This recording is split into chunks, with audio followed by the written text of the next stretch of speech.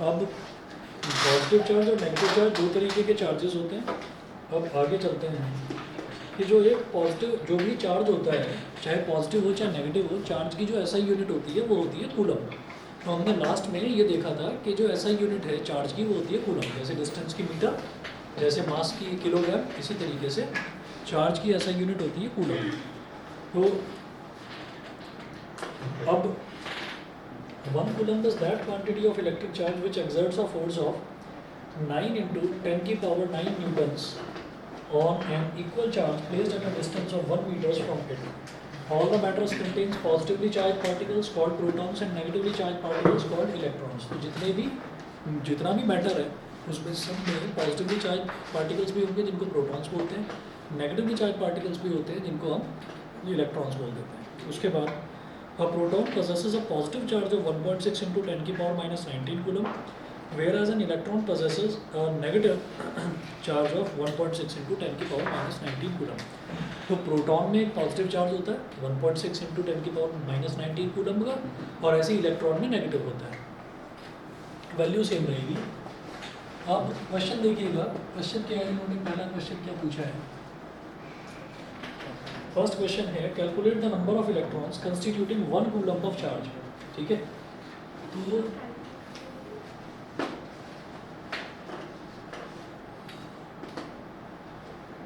Charge on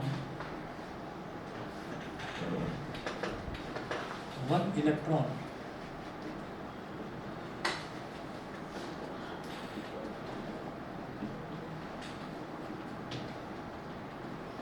एक electron का charge होता है 1.6 इंटू 10 की पावर माइनस 19 कूलम। तो charge on 1 electron is 1.6 into 10 की पावर माइनस 19 कूलम। वो पूछ रहे हैं कि एक कूलम चार्ज में कितने इलेक्ट्रॉन होंगे, मतलब एक कूलम जो चार्ज है कितने इलेक्ट्रॉन्स का चार्ज एक कूलम के इक्वल होगा, ये बताइए।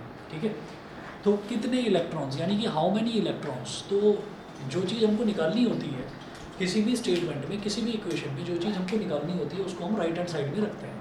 ठीक है, तो जैसे वो पूछ रहे हैं हाउ मेनी इलेक्ट्रॉन्स, तो हाउ मेनी इलेक्ट्रॉन्स तो इधर लिखा हुआ है चार्ज ऑन 1 इलेक्ट्रॉन, यानी कि क्वांटिटी ऑफ इलेक्ट्रॉन्स इधर लिखी हुई है लेफ्ट हैंड साइड में। इसको इक्वेशन को पलट कर लिख दो, आप यहाँ पर लिखें इट इम्प्लाइज दैट 1.6 इंटू 10 की power minus 19 coulomb is the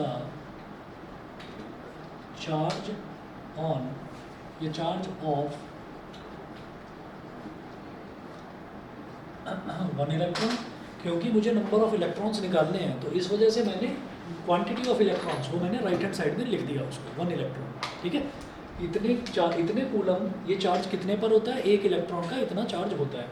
तो भाई 1 कूलम का क्या होगा, यूनिटरी मेथड। 1 कूलम के लिए जब निकालेंगे तो ये जो पूरी वैल्यू है ये पूरी की पूरी डिनोमिनेटर में चली जाएगी। 1 कूलम इज द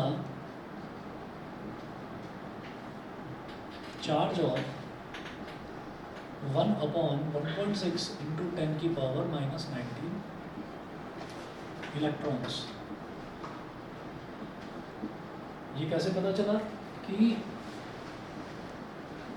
10 नोटबुक्स जो हैं, 10 नोटबुक्स वो 500 रुपये की हैं।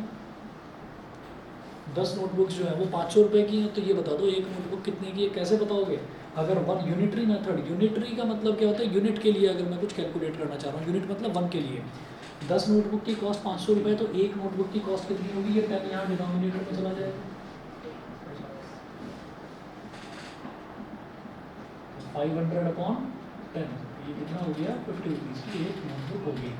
ठीक है, तो कुल मिलाकर यहाँ पर भी वही है कि 1.6 इंटू 10 की पावर माइनस 19 कूलम एक इलेक्ट्रॉन का चार्ज है, तो एक कूलम कितने का चार्ज होगा, ये इधर डिनोमिनेटर में चला जाएगा, एक नंबर कम कर देना फिर।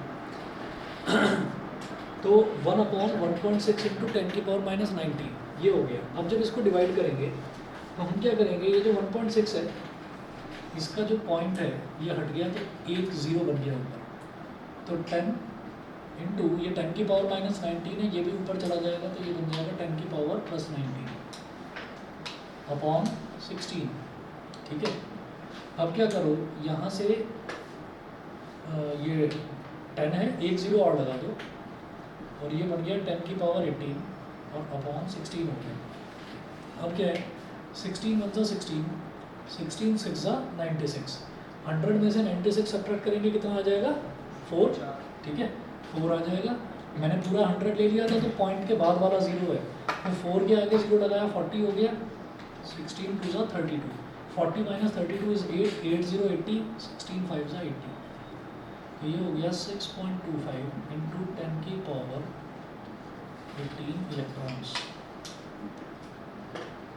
6.25 इंटू 10 की पावर 18 इलेक्ट्रॉन्स। तो भाई एक कूलम चार्ज कितने इलेक्ट्रॉन्स में होगा, इतने सारे इलेक्ट्रॉन्स में, 6.25 इंटू 10 की पावर 18 इलेक्ट्रॉन। समझ गए? क्लियर है? बताइए ऑनलाइन वाले बताएं भाई। अर्जुन सोमेल क्लियर है इतना? Yes sir. ठीक है, नेक्स्ट पेज पर आ जाइए आप। नेक्स्ट पेज पर जो ये चीज़ है कंडक्टर्स एंड इंसुलेटर्स। सर एक इलेक्ट्रॉन में 1.6 10 की पावर माइनस 19 का चार्ज है, हाँ और एक कूलम का चार्ज है वो इतने इलेक्ट्रॉन्स में। हाँ ये चीज़, ठीक है। तो अब आप ये देखिएगा, अगला जो टॉपिक है पेज नंबर 2 पर आ जाइए, कंडक्टर्स एंड इंसुलेटर्स। तो इसमें कोई बहुत ज़्यादा ऐसी करने वाली चीज़ नहीं है। कंडक्टर्स एंड इंसुलेटर्स में दो substances through which electric charges can flow are called conductors. जिन सब्सटेंसेस में से इलेक्ट्रिक चार्ज फ्लो कर पाएँ उनको हम कंडक्टर बोल देते हैं, और ज़्यादातर क्या होते हैं, मेटल्स होते हैं। तो क्या है यहाँ पर, metals like silver copper aluminium etcetera are conductors. अगला देखिएगा, अगली line, those substances through which electric charges can not flow are called insulators. In other words, those substances through which electricity can not flow are called insulators. Example glass, ebonite, rubber, plastic etcetera. Conductor insulator तो simple है, ठीक है। उसके बाद देखिएगा, all the conductors like metals have some electrons which are loosely held by the nuclei of their atoms. These electrons are called free electrons and can move from one atom to another atom throughout the conductor. The presence of free electrons in a substance makes it a conductor of electricity. तो ये जो तीसरा वाला point है, conductor आप जानते हैं, insulator आप जानते हैं, लिख दोगे। कंडक्टर क्या हो गया, substances through which electricity can flow, through which charges can flow, वो कंडक्टर हो गए। एग्जाम्पल में आप कोई भी मेटल लिख दो, लोहा लिख दो, कॉपर लिख दो, एल्यूमिनियम लिख दो, सारे मेटल्स कंडक्टर हैं, ठीक है।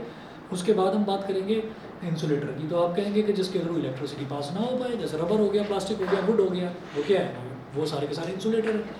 फिर ये आता है कि कंडक्टर में ऐसा क्या है कि वो कंडक्ट करता है। तो हम ये कहेंगे कि कंडक्टर के आउटर मोस्ट शेल में कंडक्टर क्या होते हैं, सारे के सारे कंडक्टर, मैंने एग्जाम्पल आपको बोला, सारे के सारे कंडक्टर क्या है, मेटल्स हैं। तो मेटल्स के आउटर मोस्ट शेल में 1 2 या 3 इलेक्ट्रॉन्स होते हैं, है ना, और वो लूजली पैक्ड होते हैं, मतलब वो उनको डोनेट करने के लिए तैयार रहते हैं। तो मेटल्स बड़ी आसानी से इलेक्ट्रॉन्स अपने डोनेट कर देते हैं। तो जब उन्होंने इलेक्ट्रॉन डोनेट कर दिया तो उनके पास फ्री इलेक्ट्रॉन्स हैं, मतलब वो जिनको आसानी से डोनेट कर सकें। और जो इलेक्ट्रॉन्स हैं वही जब मूव करते हैं ना, तो उन्हीं के फ्लो को हम इलेक्ट्रिसिटी बोल देते हैं। तो इसीलिए मेटल्स के थ्रू ही करंट जो है वो आसानी से फ्लो कर पाता है, क्योंकि मेटल्स के पास फ्री इलेक्ट्रॉन्स होते हैं।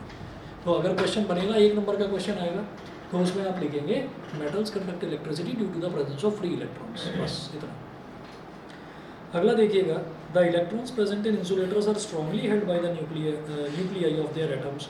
Since there are no free electrons in an insulator which can move from one atom to another, an insulator does not allow electric charge or electricity to flow through it. तो insulator में किसी भी तरीके के जो free electrons हैं वो available नहीं होते, क्योंकि इंसुलेटर के जो इलेक्ट्रॉन्स हैं they are tightly held, strongly held by their nuclei. Nucleus जो है उनका, वो अपने इलेक्ट्रॉन्स को वो स्ट्रांगली होल्ड करके रखता है, और जब स्ट्रांगली होल्ड करके रखेगा तो वो फ्री नहीं हो पाएंगे। जब फ्री नहीं हो पाएंगे तो फिर कैसे मूव करेंगे इधर से उधर। तो जब चार्जेस ही फ्लो नहीं करेंगे, तो इलेक्ट्रिसिटी कहाँ जाएगी, कहीं भी नहीं। तो इस वजह से इंसुलेटर्स में इलेक्ट्रिसिटी फ्लो नहीं हो पाती। अगला देखिएगा, electricity can be classified into 2 parts, static electricity and current electricity. Static electricity जैसा कि नाम से समझ में आ रहा है, जो हम अगर किसी चीज़ को बोलते हैं ना कि कोई चीज़ रेस्ट में है, तो फिज़िक्स की टर्म में हम उसको बोलते हैं कि वो चीज़ स्टेशनरी है। ये पेन, पेंसिल, रबर वगैरह ये सारी चीज़ें, ये भी स्टेशनरी आइटम्स में आती हैं। दोनों में एक छोटा सा अंतर है, इसमें NERY होता है और उसमें NARY होता है। स्टेशनरी शुरुआत में STADIO, वो सेम है दोनों में, इसमें भी और इसमें भी। तो इसका मतलब है, स्टेशनरी का मतलब है रेस्ट, और ये वाली स्टेशनरी का मतलब हो गया पेन, पेंसिल एटसेट्रा। तो जहाँ पर भी हम ये कह देते हैं कि कोई भी चीज़ स्टेशनरी है, इसका मतलब क्या है कि वो चीज़ चुपचाप रेस्ट में है, वो चल नहीं रही है, वो मोशन में नहीं है। तो स्टैटिक इलेक्ट्रिसिटी, यहाँ पर जो ये स्टैटिक शब्द आया है, ये स्टेशनरी से ही आया है। इन static electricity the electric charges remain at rest और स्टेशनरी, इसमें जो चार्जेस हैं वो रेस्ट में रहते हैं या फिर स्टेशनरी होते हैं, मूव नहीं करते. They do not move. The charges acquired by a glass rod rubbed with a silk cloth and the charge acquired by an ebonite rod rubbed with a woolen cloth are the examples of static electricity. Electricity जो है वो रुके हुए charges की वजह से flow ही नहीं कर पाती. इस वजह से होता क्या है कि आपने क्या करा, एबोनाइट रॉड के ऊपर, एबोनाइट रॉड जो है उस पर भी चार्जेस हैं कुछ, ठीक है, इलेक्ट्रॉन्स वगैरह उसमें भी हैं, और जो वुलन क्लॉथ है उसमें भी इलेक्ट्रॉन्स हैं. अब वो है रेस्ट में. आपने क्या करा, आपने उसको रब कर दिया, आपस में दोनों सब्सटेंसेस को रब कर दिया, तो आपने जो उनके चार्जेस रेस्ट में पड़े हुए थे उनको थोड़ा सा एजिटेट कर दिया, आपने उनको रब करके मोशन में ला दिया. अब जब वो मोशन में आ गए तो उनके ऊपर चार्ज डेवलप हो गया, तो फिर वो किसी भी चीज़ को अट्रैक्ट करेंगे अपनी तरफ. तो उन्होंने एक बार कागज़ को अट्रैक्ट कर लिया, फिर आपने हाथ से कागज़ को छुड़ा दिया, अब दोबारा करो, दोबारा अट्रैक्ट नहीं करेंगे. ठीक है, आपने एक बार रब करा तो अट्रैक्ट कर लेंगे, लेकिन फिर आपने उसको हाथ से छुड़ा दिया. हाथ से छुड़ाने का मतलब क्या है कि भाई जो उस पर चार्ज डेवलप हुआ था वो चार्ज की वजह से वो एक बार तो अट्रैक्ट कर लिया उसने कागज़ के हल्के हल्के पीसेस को, ठीक है, दोबारा नहीं करेंगे क्योंकि वो फिर से रेस्ट में आ गए, क्योंकि उन चार्जेस की प्रॉपर्टी ही रेस्ट में रहना है. समझ गए? तो ऐसी इलेक्ट्रिसिटी जो एक मतलब एक इंस्टेंस के लिए प्रोड्यूस होती है उसको हम बोल देते हैं स्टैटिक इलेक्ट्रिसिटी. तो उसमें जो चार्जेस हैं वो हमेशा रेस्ट में रहते हैं. समझ गए? उसके बाद बात करेंगे करंट इलेक्ट्रिसिटी. करंट इलेक्ट्रिसिटी वही है जो हम अपने घरों में यूज़ करते हैं. In current electricity the electric charges are in motion and produce an electric current. The electricity which we use in our homes is the current electricity. जो हम अपने घरों में यूज़ करते हैं उसको करंट इलेक्ट्रिसिटी बोलते हैं. यहाँ तक क्लियर? ठीक है, ऑनलाइन वाले बता दें भाई क्लियर है यहाँ तक? ठीक है. तो अभी जो हमने देखा उसमें ये देखा कि जो चार्जेस हैं, चार्जेस दो तरीके के हैं, एक पॉजिटिव चार्ज और एक नेगेटिव चार्ज. पॉजिटिव चार्ज को प्रोटॉन बोल देते हैं, नेगेटिव चार्ज को इलेक्ट्रॉन बोल देते हैं. जो इलेक्ट्रॉन हो या प्रोटॉन हो दोनों के चार्ज की वैल्यू होती है इतनी 1.6 इंटू 10 की पावर -19 कूलम. ये दोनों के ऊपर इतना चार्ज होता है, ये वैल्यू होती है उसकी. उसके बाद हमने देखा कंडक्टर होता है और इंसुलेटर होता है. कंडक्टर क्या होता है जो अपने को, हाँ, नेगेटिव पॉजिटिव कैसे हो जाते हैं? नेगेटिव पॉजिटिव कैसे हो जाते हैं? क्योंकि यहाँ पर नेगेटिव का मतलब सीधा सिर्फ इतना है कि जो चार्जेस कैसे भी करके एक्वायर करके आएंगे किसी भी चीज़ पर, एक्वायर क्या चीज़ चली गई है, इलेक्ट्रॉन्स को एक्वायर करा गया. और जो पॉजिटिव है वो पॉजिटिव क्या है कि भाई इलेक्ट्रॉन्स को डोनेट करा गया. तो ये तो चार्जेस हो गए. फिर हम कह रहे हैं एक इलेक्ट्रॉन है वो नेगेटिवली चार्ज है, एक प्रोटॉन है वो पॉजिटिवली चार्ज है. तो हमने ना ये देखा कि अगर एक एबोनाइट रॉड को हमने रब करा वुलन क्लॉथ के साथ तो उसके ऊपर कोई एक चार्ज डेवलप हो गया, शायद पॉजिटिव शायद नेगेटिव. ठीक है, मैंने कहा कि एक दूसरी एबोनाइट रॉड ली, उसको भी रब कर दिया, ठीक है, तो उस पर भी एक चार्ज डेवलप हो गया. अब एक चीज़ तो समझ में आ गई कि दोनों पर एक जैसे ही चार्ज डेवलप हुए होंगे, या तो पॉजिटिव हुआ होगा या नेगेटिव हुआ होगा. उनको नज़दीक लाने की कोशिश करी तो वो रिपेल करते हैं एक दूसरे को, वो नज़दीक नहीं आते, वो रिपेल करते हैं एक दूसरे को. तो इसका मतलब क्या है कि like charges repel each other. तो ये चीज़ हो गई. तो यहाँ से फिर ये देखा गया कि भाई एटम के अंदर इलेक्ट्रॉन होते हैं और प्रोटॉन होते हैं. न्यूक्लियर फिजन कराया गया, प्रोटॉन टूट कर बाहर आया, तो ये देखा कि प्रोटॉन सीधा इलेक्ट्रॉन के पास जाता है. ठीक है, तो इसका मतलब क्या है कि दोनों अपोजिट चार्जेस हैं, अपोजिट चार्जेस अट्रैक्ट हो जाते हैं. तो यहाँ से ये समझ में आ गया कि एक पॉजिटिव चार्ज है और एक नेगेटिव चार्ज है. अनलाइक चार्जेस हैं अट्रैक्ट करेंगे, लाइक चार्जेस जो हैं वो रिपेल करेंगे. ठीक है, तो अब आप ये देखिएगा. और ऐसे भी आप देखो कि अगर हम ना बैटरी में से पॉजिटिव टर्मिनल निकालें और उन दोनों को ज्वाइन करने की कोशिश करें तो वो दोनों ना एकदम से स्पार्किंग होती है बड़ी तेज़ी से, है ना, तो वो रिपेल करते हैं एक दूसरे को. तो कभी भी जो लाइक चार्जेस हैं वो एक दूसरे को रिपेल करेंगे और अनलाइक अट्रैक्ट करेंगे. तो यहाँ से हमने ये कह दिया कि भाई दोनों पर, और ऐसा नहीं है कि प्रोटॉन जो है वो तो बड़ी तेज़ी से इलेक्ट्रॉन की तरफ जा रहा है और इलेक्ट्रॉन बड़ा धीरे धीरे जा रहा है ना. दोनों की जो फोर्सेस हैं वो इक्वल निकली, दोनों की फोर्सेस इक्वल निकली. तो हमने कहा कि ये भी तो प्रोटॉन और इलेक्ट्रॉन भी तो पूरे यूनिवर्स का हिस्सा है, पूरे यूनिवर्स का हिस्सा है. और यूनिवर्स में हमने एक लॉ बताया था, न्यूटन ने एक लॉ बताया था, universal law of gravitation. Gravitation का मतलब क्या है? अट्रैक्शन. ग्रेविटेशन का मतलब ये नहीं है कि अर्थ किसी चीज़ को अपनी तरफ खींचेगी तो उसको ग्रेविटेशन बोलेंगे. अगर एक पेन दूसरे पेन को अपनी तरफ खींच रहा है वो भी ग्रेविटेशनल फोर्स ही कहलाता है. हाँ, अगर दो बॉडीज़ में से एक बॉडी अर्थ हो जाए तब उसको हम ग्रेविटी बोलते हैं. तो ग्रेविटी में और ग्रेविटेशन में अंतर है. कोई भी दो बॉडीज़ जो एक दूसरे को अट्रैक्ट करती हैं that force is called gravitational force. और जब उन दो बॉडीज़ में से एक बॉडी अर्थ हो जाती है, जब अर्थ किसी को अपनी तरफ अट्रैक्ट करती है दैट इज कॉल्ड ग्रेविटी. ठीक। तो भाई हमने ये देखा कि दोनों में जब फोर्स निकाला गया F इज इक्वल टू, तो इसका फॉर्मूला होता है Gm1m2 अपॉन आर स्क्वायर। दोनों का मास अलग अलग है, लेकिन उसके बावजूद भी फोर्स दोनों पर बराबर लग रही है। जितनी स्पीड से इलेक्ट्रॉन प्रोटॉन की तरफ जा रहा है, उतनी ही स्पीड से प्रोटॉन इलेक्ट्रॉन की तरफ जा रहा है। तो हमने ये कह दिया कि जब दोनों ही इक्वल फोर्स से एक दूसरे को अट्रैक्ट कर रहे हैं, इसका मतलब क्या है कि दोनों पर जो चार्ज है वो भी इक्वल है। तो इस तरह से ये प्रूव कर दिया गया कि दोनों पर चार्ज इक्वल है, 1.6 × 10⁻⁻19 कूलम। ठीक है। पॉजिटिव का मतलब ये नहीं है कि जैसे हम +1 +2 +3 करते हैं, पॉजिटिव का मतलब ये नहीं है, और नेगेटिव का मतलब ये भी नहीं है जैसे -1 -2 -3 करते हैं। ये चीज़ हमेशा याद रखना, 10th लेवल पर तो कोई बताएगा नहीं, 12th में भी शायद नहीं बताएंगे, ग्रेजुएशन में शायद ये चीज़ आपको पता चले, वहाँ पर भी किसी ने बता दिया तो बता दिया। ये चीज़ हमेशा के लिए बता रहा हूँ, याद रखना। अभी हम आगे एक टॉपिक करेंगे इलेक्ट्रिक पोटेंशियल, उसमें बैटरी बनाते हैं, ऐसे बैटरी बनाते हैं। तो इस पर ये जो दो पैरेलल लाइंस है ना, ये एक बड़ी लाइन हो गई और ये एक छोटी लाइन हो गई। छोटी लाइन को नेगेटिव टर्मिनल बोल देते हैं, बड़ी लाइन को पॉजिटिव टर्मिनल बोल देते हैं।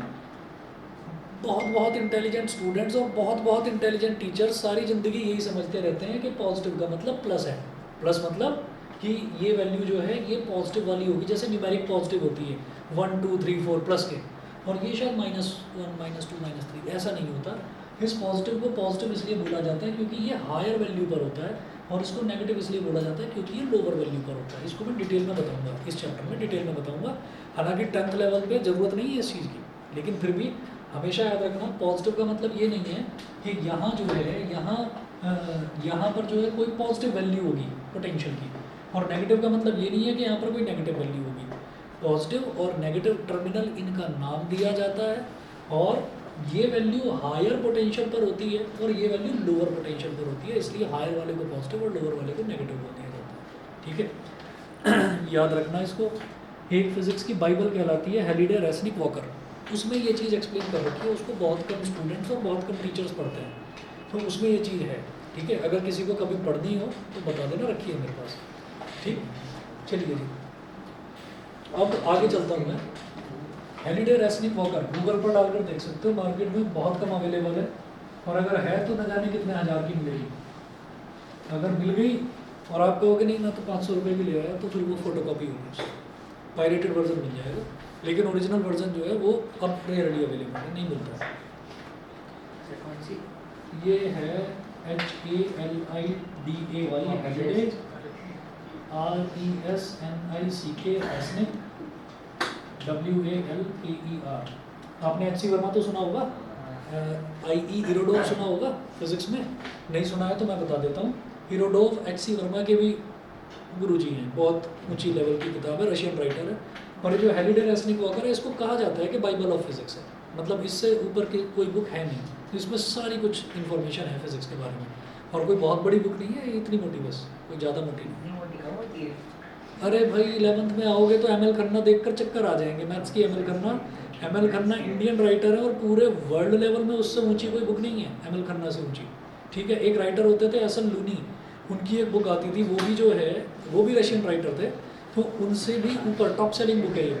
तो इस पर भी झगड़ा चल रहा है, ये भी ओरिजिनल नहीं मिलेगी, झगड़ा चल रहा है, बेटों का झगड़ा चल रहा है। फादर की डेथ हो गई, फादर राइटर थे, राइटर क्या थे, मैथमेटिशियन थे, तो ML खन्ना बड़ा मतलब रेप्यूटेड नाम है भाई। चलिए जी, तो मिल गई, गूगल पर है अवेलेबल, वहाँ पे ये सारे के सारे जो है ना जो मिलते हैं, ये सस्ते सारे के सारे वो पायरेटेड वर्जन है। अब इसको पायरेटेड क्यों बता रहा हूँ ये बता देता हूँ मैं आपको, क्योंकि इसमें जो QR कोड्स हैं ना, वो QR कोड्स फोटोकॉपी हुए हुए QR कोड्स हैं, उनको अगर आप स्कैन करोगे कोई हो जाएगा स्कैन, कोई नहीं होगा, क्योंकि इसमें ना लेटेस्ट अपग्रेडेशन जो होते रहते हैं वो भी डालते रहते हैं, तो इसलिए इन बुक्स का ओरिजिनल होना ज़रूरी है। और इसी तरह से मैं सिर्फ फिजिक्स और मैथ्स की बात नहीं कर रहा, इसी तरह से केमिस्ट्री में एक OP अग्रवाल बुक है, वो भी मतलब बहुत टॉप लेवल की बुक है। अच्छे बच्चे जो हैं वो चक्कर खा जाते हैं, टीचरों को भी चक्कर आ जाते हैं, नहीं हो पाते उसके न्यूमेरिकल सॉल्व। तो OP अग्रवाल जो बुक है उसको अगर आप देखोगे, अब उन्होंने 2 वॉल्यूम में निकालनी शुरू कर दी, नहीं तो शायद मेरा हाथ भी छोटा पड़ जाए, मतलब बहुत मोटी बुक है भाई। और 11th क्लास और 12th क्लास की कंबाइंड 2 वॉल्यूम्स एक जगह कर रखी है, मतलब वो बैग में डाल लोगे तो एक ही बुक आएगी, वो इनऑर्गेनिक, ऑर्गेनिक, फिजिकल सब कुछ उसी में उन्होंने कर रखा है। प्रैक्टिस करा रहे हैं। हाँ, की प्रैक्टिस करा रहे हैं, इंजीनियरिंग नहीं हो पाई तो ये काम नहीं ऐसा तो नहीं है, बस कुल मिलाकर ये है कि भाई देखो, और जैसे आप लोग स्टूडेंट्स हैं, अब कुछ महीनों बाद आप ही 11th में आ जाएंगे, और स्टूडेंट्स ऐसे भी हैं जो रट्टा मार देते हैं, पूरा पूरा रट्टा मार देते हैं उसका, कुछ नहीं छोड़ते हैं। तो ऐसे भी स्टूडेंट्स हैं जो दिन रात लग जाते हैं उसमें कि मैं तो कुछ छोड़ूंगा ही नहीं। क्यों? क्योंकि पता है IIT का पेपर और कहाँ से निकाल के दोगे, क्वेश्चंस तो यहीं से निकालोगे ना कहीं से। तो इनसे ऊंची कोई किताब है नहीं, तो बच्चे वही पूरा का पूरा कर जाते हैं। तो हैं भाई जुनूनी बच्चे होते हैं जो लगे रहते हैं पढ़ाई में, फर्स्ट अटैम्प्ट निकालते हैं 12th के साथ ही IIT, और रैंक 1 ऐसी थोड़ी आ जाती है। एक तो किसान का बेटा था, डूंगरा राम चौधरी नाम था उसका, 4 साल पहले का टॉपर था, रैंक 1। तो निकालते हैं लोग। खैर चलिए आगे चलते हैं।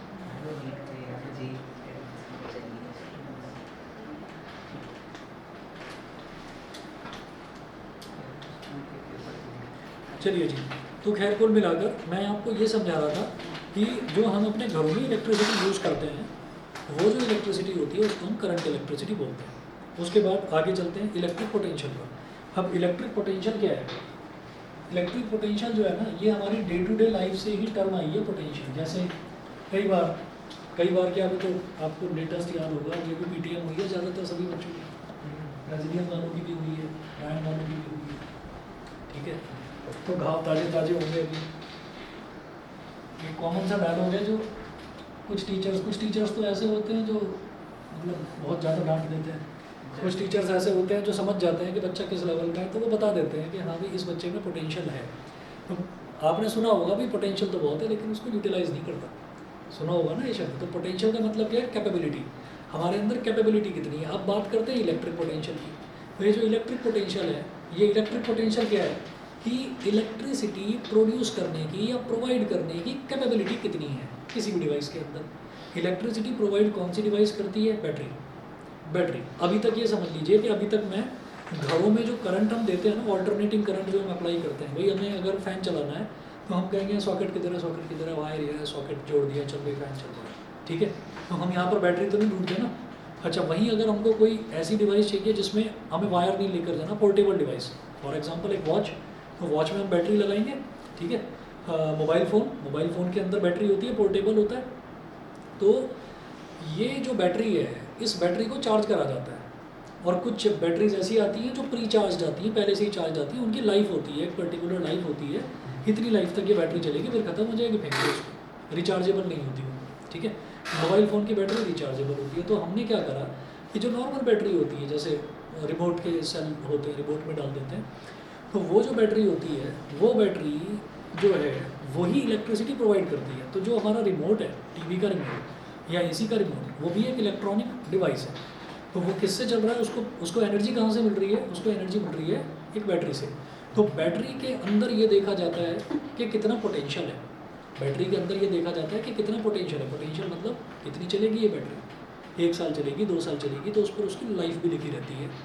If used under standard test conditions then it will मतलब it will last by 18 months या 19 मंथ्स, ऐसे लिखा रहता है। तो हम ये कहते हैं कि जैसे मान लो एक मैग्नेट रखी है मेरे पास, एक मैग्नेट रखी है, बड़ी सी मैग्नेट मैंने टेबल पर रखी है, उसके आसपास में छोटे छोटे ना लोहे के टुकड़े लेकर आ गया, छोड़ दिया ऐसे, मैग्नेट ने खींच लिया, मज़ा आ गया, है ना, खेल हो गया, बचपन में करा होगा शायद, तो बड़ा मज़ा आता है। वो क्यों खींच रही है मैग्नेट अपनी तरफ चीज़ों को, क्यों खींच रही है? क्योंकि मैग्नेट अपने चारों तरफ ना एक ऑरा क्रिएट कर लेती है। एक ऑरा मतलब एक फील्ड क्रिएट कर लेती है कि वो जो फील्ड है ना, ये मेरा फील्ड है, मैं मैग्नेट हूँ, ये मेरा फील्ड है, और मेरे इर्द गिर्द जो भी मैग्नेटिक मटेरियल आएगा, मैग्नेटिक मटेरियल पूरी दुनिया में 4 टाइप के होते हैं, एक आयरन होता है, एक स्टील होता है, एक कोबाल्ट होता है और निकल होता है। इसके अलावा किसी भी तरीके की मिक्सिंग कर दी ना अगर इनके अंदर, तो फिर ये मैग्नेटिक को खींच नहीं पाएगी। तो मैग्नेट सिर्फ 4 आइटम्स को खींचती है, आयरन, स्टील, कोबाल्ट और निकल। तो अगर हमने मैग्नेट के चारों तरफ इनमें से किसी भी तरीके का कोई आइटम डाल दिया तो मैग्नेट उसको खींच लेगी अपनी तरफ। क्यों खींचा? ऐसा थोड़ी है मैग्नेट यहाँ रखी हो, तुमने वहाँ रख दिया कि खींचेगी थोड़ी, उसका मैग्नेटिक फील्ड नहीं है वहाँ तक, उसका मैग्नेटिक फील्ड आसपास ही है। इसी तरीके से अगर कोई कहीं पर भी इलेक्ट्रिसिटी का सोर्स है तो उसके आसपास भी एक फील्ड डेवलप हो जाता है, उसको बोलते हैं इलेक्ट्रिक फील्ड। कभी भी आप देखेंगे रास्ते में नज़र डालना, अब आजकल निकलोगे घर से बाहर तो कल से नज़र डालना, एक जैसे गली होती है या सड़क होती है, तो सड़क के किनारों पर, खास तौर पर जो सड़क के मोड़ होते हैं, ठीक है, हाईवेज़ की बात नहीं कर रहा हूँ, मैं छोटी छोटी गलियों की बात कर रहा हूँ, जैसे सेक्टर्स हैं, राजनगर में सेक्टर हैं, कवि नगर में सेक्टर हैं, तो वहाँ की जो गलियाँ हैं, ख़ास तौर पर जो टर्न्स हैं, उन टर्न्स पर जहाँ से गाड़ी ऐसे मुड़ती हुई जाती है उस तरफ तो ओपन एरिया होगा, जहाँ पर घर है उधर तो ओपन एरिया होगा, उधर कोई दिक्कत नहीं होगी। लेकिन जो टर्न का दूसरा वाला कोना होगा वहाँ पर एक बड़ा सा ना ट्रांसफार्मर रखा रहता है। ट्रांसफार्मर रखे हुए देखे हैं आपने सड़कों के किनारे, और वो जो ट्रांसफार्मर होता है कभी भी वो खुला नहीं रखा रहता।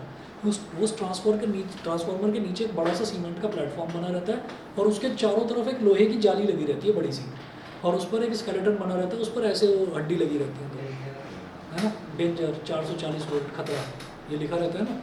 वो किस लिए लिखा रहता है कि वो, और वो जो जाली है वो क्यों लगाई जाती है, वो पूरा पिंजरा टाइप का क्यों बनाया जाता है, क्योंकि वो मेज़र करा जाता है कि इसका इलेक्ट्रिक फील्ड कितनी दूर तक है।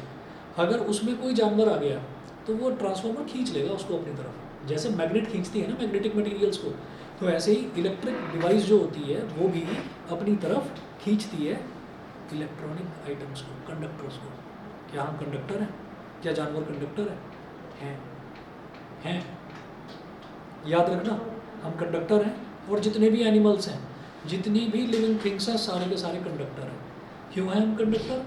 कंडक्टर क्यों होता है? Due to the availability of free electrons. Free electrons, electrons क्या हैं? चार्जेस। हम पानी पीते हैं, ऐड आता है ना टीवी पर, ये हैवेल्स का आरओ है, ये इस कंपनी का आरओ है, कैंट का है, इसमें है मैग्नीशियम की ताकत, इसमें कॉपर की ताकत, इसमें फास्फोरस की ताकत, और वो आयंस भी बने हुए दिखाते हैं। वो दिखाते हैं इस तरीके से, ऐसे ये ऐसे आयन जुड़ा हुआ है एक दूसरे आयन से, ये तीसरे आयन से जुड़ा हुआ है, ऐसे इस पर दिखा देते हैं कॉपर की शक्ति। फिर दिखाते हैं बूढ़ी अम्मा डिप्स लगा रही हैं, ठीक है, क्यों? क्योंकि वो हैवेल्स का आरओ का पानी पी रहे हैं, तो इतनी ताकत। देखा है ना वो हाथ पर ऐसे करती है, पैर उठा लेती है अपना ऐसे straight parallel to the surface, वो ऐसे करके दिखाती है, और पीछे जो है वो यंग लोग खड़े हुए हैं, वो कह रहे हैं यार क्या बात है ना।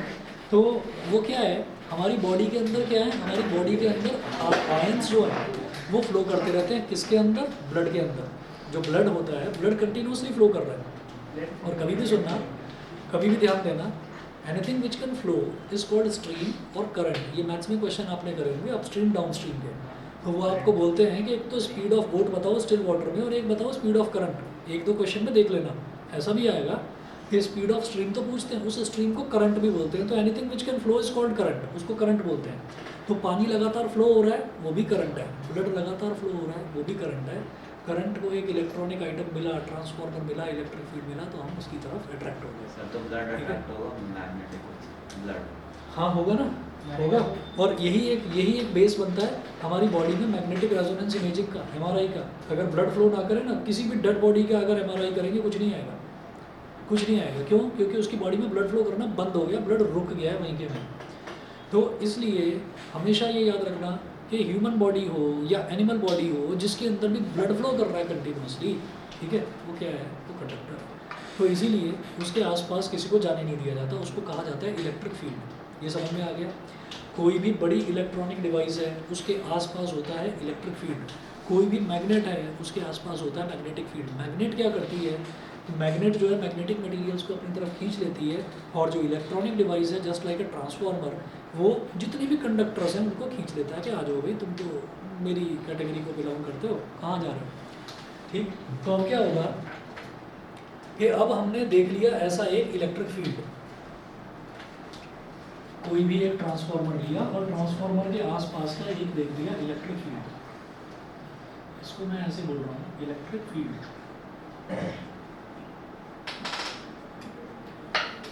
इलेक्ट्रिक फील्ड तो याद रहेगा, अब इलेक्ट्रिक फील्ड में तो कोई टेंशन नहीं, ठीक है जी। तो एक इलेक्ट्रिक फील्ड कहाँ होगा? किसी भी ऐसी डिवाइस के चारों तरफ जो भी इलेक्ट्रिसिटी प्रोड्यूस कर रही है, ठीक है, उसके आसपास क्या होगा? इलेक्ट्रिक फील्ड होगा। अभी जो इलेक्ट्रिक फील्ड है, इस इलेक्ट्रिक फील्ड में मुझे किसी चीज़ को लेकर आना है, ह्यूमन बीइंग को नहीं लेकर आना, किसी दूसरी चीज़ को लेकर आना है। हम क्या करेंगे?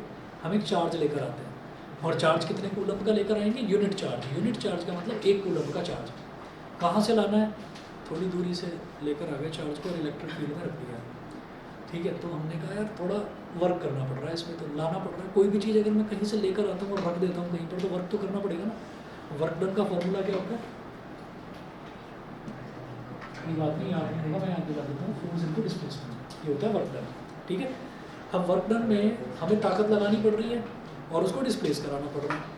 तो हमें किस चीज़ की ज़रूरत है, एक तो फोर्स की और एक किसी दूरी से उसको वहाँ तक लेकर आने की। इसको कहते हैं वर्क डन, दोनों का मल्टीप्लिकेशन। मैंने कहा वर्क तो करना पड़ा, फिर उन्होंने कहा कि नहीं एक काम कर, चार्ज जो है ना राजनगर एक्सटेंशन में ट्रांसफार्मर रखा हुआ है, चार्ज को ना कभी नगर से लेके आ, है ना, और इस इलेक्ट्रिक फील्ड में ला के डाल दे। अच्छा, तो इसमें तो वर्क ज़्यादा करना पड़ेगा, बहुत ज़्यादा डिस्टेंस है।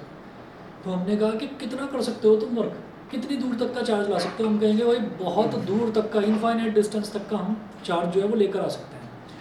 तो अगर इनफाइनाइट डिस्टेंस से हम किसी एक चार्ज को लेकर आएँ और एक इलेक्ट्रिक फील्ड में रखते हैं, तो इन्फिनिटी से किसी भी यूनिट चार्ज को लाकर इलेक्ट्रिक फील्ड में रखने में जो वर्क डन करना पड़ता है उसी को इलेक्ट्रिक पोटेंशियल बोलते हैं। और वर्क डन क्या होता है, work done is just like कि मेरे पास धनुष बाण है और धनुष बाण में कुछ खुद में कुछ एनर्जी नहीं थी, कुछ भी नहीं था, चुपचाप पड़ा हुआ था ऐसे ही।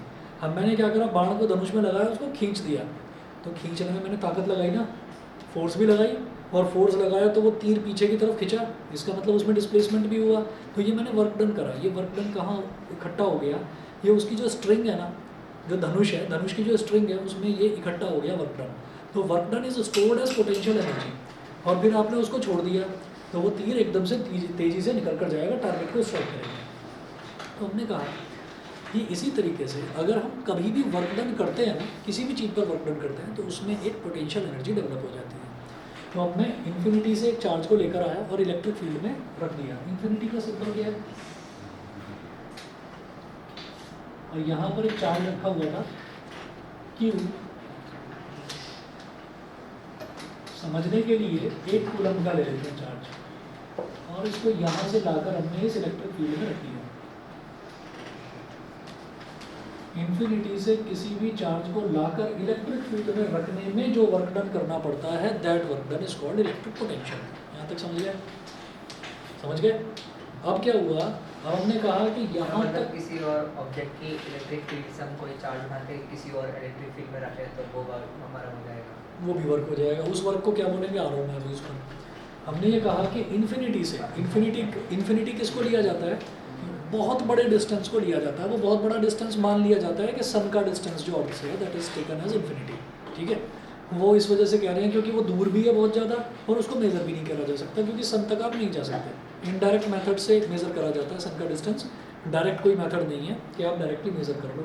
क्योंकि डायरेक्ट मेथड कैसा होगा, किसी एक ऑब्जेक्ट को भेजेंगे ना यहाँ से वहाँ तक, और फिर कहेंगे कि उसने कितना डिस्टेंस ट्रैवल कर लिया, और सन तक कोई जा नहीं सकता। सन तक कोई जा नहीं सकता, कोई भी जाएगा वो पिघल जाएगा। ठीक है ना, चलिए अब इलेक्ट्रिक फील्ड में लाकर रख दिया, तो जो इलेक्ट्रिक पोटेंशियल जो वर्क डन करना पड़ा उसको मैंने दे दिया V। पोटेंशियल को V से रिप्रेजेंट करते हैं, और नीचे लिख दिया A। का मतलब क्या है कि मैंने A पॉइंट पर लाकर उसको रख दिया। आपको बोलता है कि अब इसी with in this electric field होगी, आप इस चार्ज को जो आपने वहाँ से लाकर यहाँ रखा, इस चार्ज को यहाँ शिफ्ट कर दो, पॉइंट B पर शिफ्ट करें। तो यहाँ से यहाँ ले जाने में भी तो वर्क डन करना पड़ा कुछ। ठीक है, तो हम ये कहेंगे कि यहाँ से यहाँ ले जाने में जो वर्क डन करना पड़ा, that is called potential difference. उसको बोल देते हैं पोटेंशियल डिफरेंस, और normal day to day language में उसी को वोल्टेज बोलते हैं। समझ गए? ठीक है, तो इन्फिनिटी से किसी भी चार्ज को मैं लेकर आया, किसी इलेक्ट्रिक फील्ड में रख दिया, तो उसमें जो भी मेरे को वर्क करना पड़ा, that work done is called electric potential. और सेम इलेक्ट्रिक फील्ड के अंदर अगर किसी चार्ज को जो मैं पहले लाकर रख चुका हूँ, यहाँ पर इलेक्ट्रिक फील्ड में रख चुका हूँ, उसको थोड़ा सा डिस्प्लेस कराकर एक दूसरे पोजीशन पर मैंने लोकेट कर दिया, तो यहाँ से यहाँ तक ले जाने में जो वर्क डन करना पड़ा, that work done is called potential difference. Clear? ठीक, अब जरा सुन लो फटाफट definition. When a small positive test charge is placed in the electric field due to another charge, it experiences a force. So work has to be done on the positive test charge to move it against this force of repulsion. The electric potential or potential at a point in an electric field is defined as the work done in moving a unit positive charge from infinity to that point. ठीक है, work done in moving a charge from infinity to that point, उसको कहते हैं हम electric potential. The difference in electric potential between 2 points is known as potential difference. The potential difference between 2 points in an electric circuit is defined as the amount of work done in moving, page number 4 पर आ जाओ, a unit charge from one point to other point. तो unit charge को infinity से एक point पर electric field में लाने वाला इलेक्ट्रिक पोटेंशियल, और एक चार्ज को with in an electric field एक पॉइंट से दूसरे पॉइंट पर जब हम ले जाते हैं that is called electric potential. सही है. चलूँ आगे भाई, नींद तो नहीं आ रही? आ रही है भयानक. क्या करें इसके बाद, ये तो सहना पड़ेगा.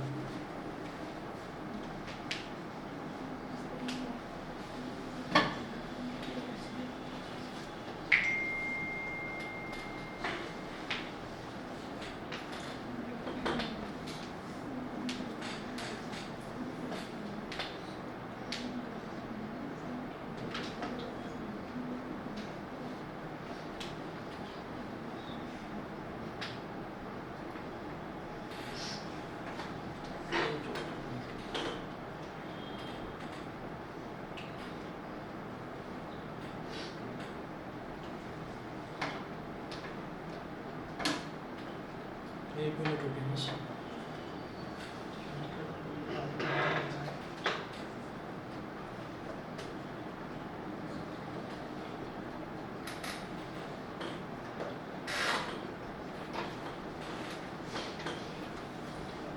और मैथमेटिकली इसका फार्मूला क्या होता है, work done per unit charge.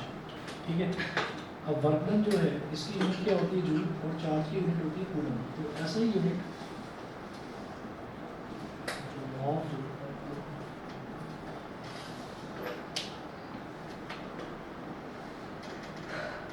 ऐसा unit of electric potential is joule पर कूलम और वोल्ट्स. जूल पर कूलम या फिर इसी को वोल्ट्स बोल देते हैं. ठीक है. उसके बाद देखिएगा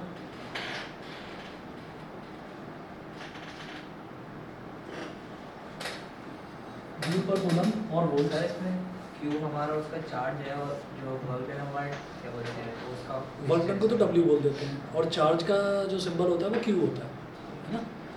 अच्छा जी. अब इसके बाद आप ये देखिएगा कि इसको वोल्ट्स बोल देते हैं. अच्छा, अब इसके बाद जरा एक क्वेश्चन देखिएगा, how much work is done in moving a charge of 2 Coulomb's.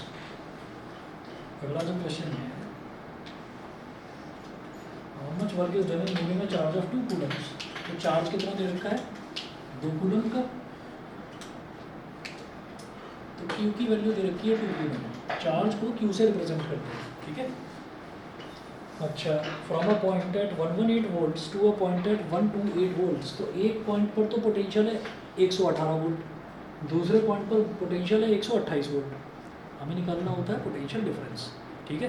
तो दोनों के बीच का पोटेंशियल डिफरेंस क्या हो गया, 10 वोल्ट. ठीक है. तो हम ये कहेंगे potential difference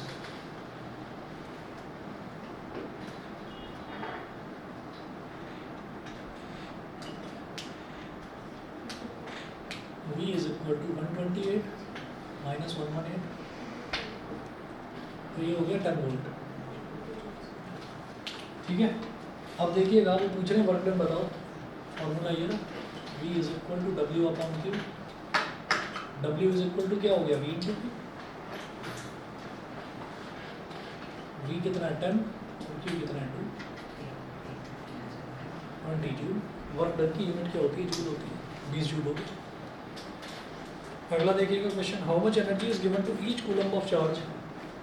how much energy is given to each coulomb of charge. Energy पूछ रहे हैं कितनी. ईच कूलम ऑफ चार्ज का मतलब क्या है, चार्ज कितना है, 1 कूलम.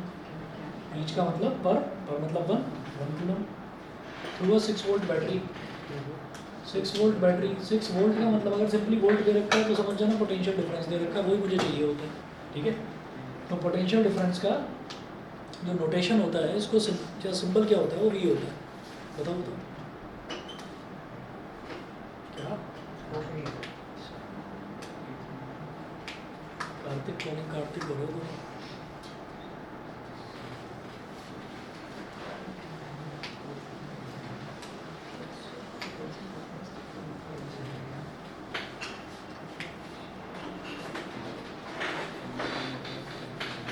एनर्जी की यूनिट क्या होती है,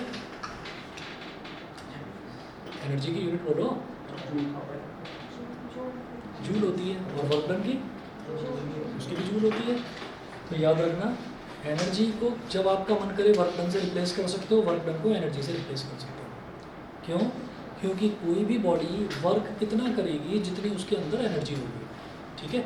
और ये एक लॉ होता है, लॉ ऑफ मोशन होता है ये भी, कि वर्क डन जो होता है और जो एनर्जी होती है, ये दोनों it can not be destroyed, it can not be produced. ना इसको डिस्ट्रॉय करा जा सकता, ना प्रोड्यूस करा जा सकता, it can just be transformed from one form to another, ठीक है।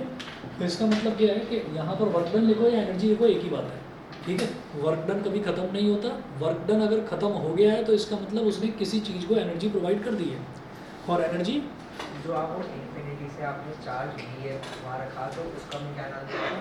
उसका इसका भी क्या नाम था? Electric potential. इलेक्ट्रिक पोटेंशियल नाम हाँ, था। और यहाँ से यहाँ तक ले जाने वाला that is called potential difference. Electric potential का आपने क्या बोलते हैं फॉर्मूला बताया, V = W अपॉन एक्चुअली क्या है, इलेक्ट्रिक पोटेंशियल के लिए भी जनरली V ही बोल देते हैं और पोटेंशियल डिफरेंस के लिए भी V ही बोल देते हैं।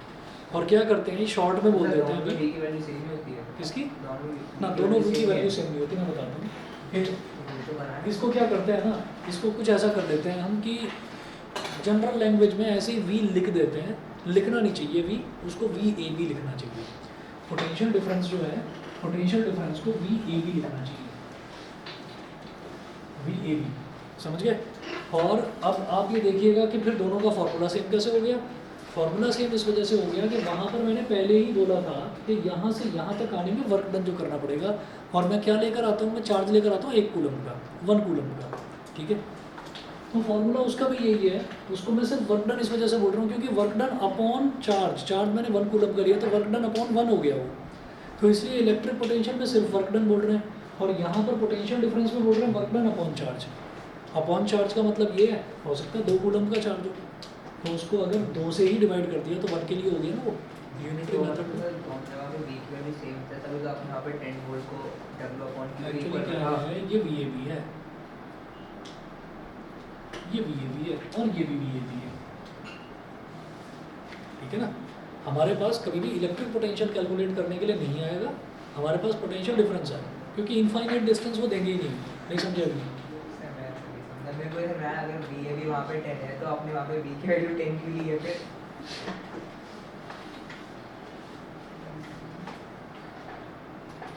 अरे इसको नॉर्मल लैंग्वेज में ऐसे ही VAB को ही V बोल देते हैं, उसको V बोल देते हैं, ठीक है ना। बार बार VAB अगर लिखोगे तो भी ठीक है, गलत नहीं है, लेकिन उसको V बोल देते हैं, ऐसे ही V बोल देते हैं, उसका कोई ऐसा रीज़न नहीं है। और उसका रीज़न सीधा सीधा ये है क्योंकि जो इलेक्ट्रिक पोटेंशियल है वो हम यूज़ नहीं करते।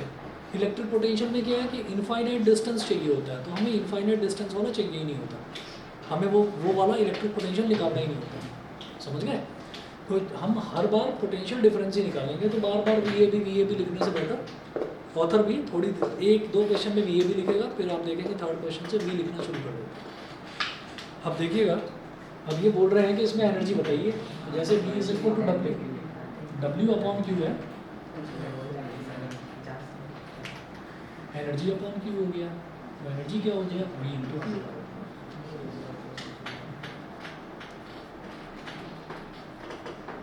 ठीक है।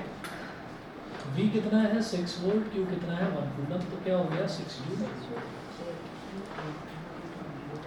बताओ भाई, ऑनलाइन वाले बताएं, क्लियर है यहाँ तक, चले आगे। Yes, sir. ठीक है, अब देखिएगा अगला टॉपिक हमारा आता है electric current.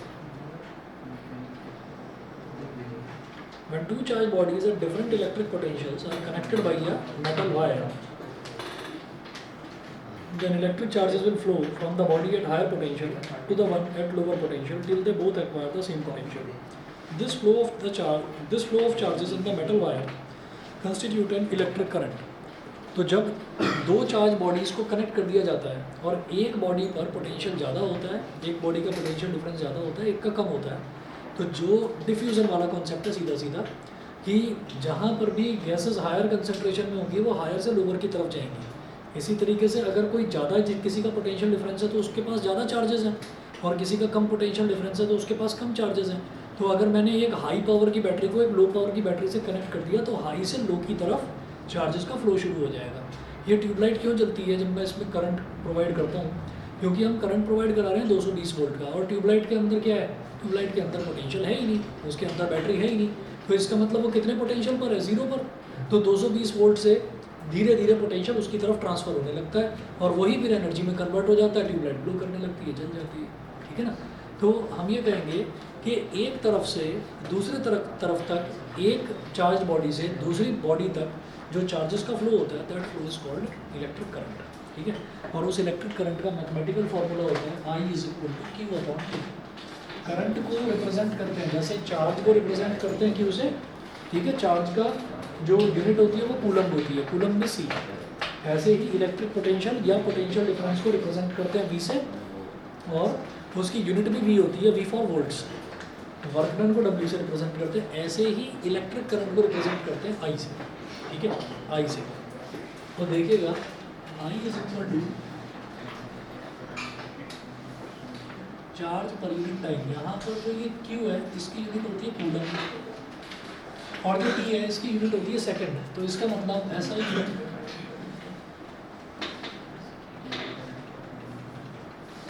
Of current is coulomb per second बोल दो, और इसी को एम्पियर भी कहा जाता है, या तो कूलम पर सेकंड बोल दो या फिर एम्पियर बोल दो, एक ही बात, कूलम पर सेकंड और एम्पियर।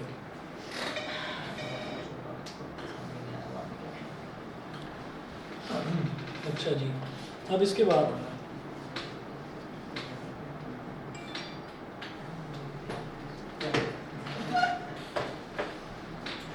चलिए अगली क्लास में देखते हैं, आज इतना ही न्यूमेरिकल्स हैं, अगली क्लास में करेंगे। तुम कल आए नहीं थे, कोई टेस्ट के लिए बुलाया था मैंने, कल बाहर चले गए थे। इन्फॉर्म भी नहीं करते।